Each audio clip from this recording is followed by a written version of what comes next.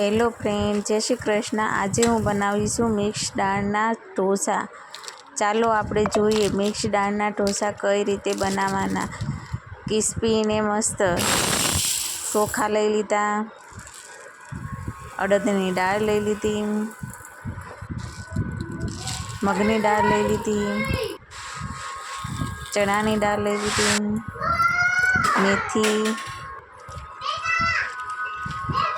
સરસ મજાનું ધોઈ નાખવાનું, 10 થી 15 મિનિટ રેસ્ટ દઈ દેવાનું।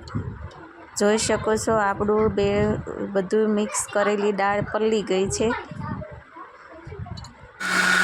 પછી મિક્સર જારમાં કાઢી નાખવાનું। સરસ આપણું બેટર તૈયાર છે, જોઈ શકો છો એકદમ પતલું। પછી મીઠું નાખી દીધું,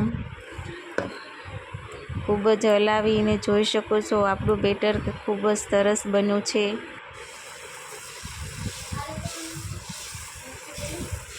ઢોસું બનાવવામાં પણ સરસ બનાવી શકીએ છીએ।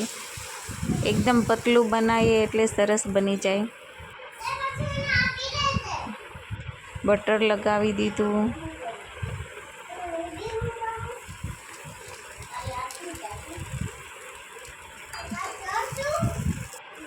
તમે જોઈ શકો છો આપણું ઢોસું સરસ મજાનું ઉથલે પણ છે।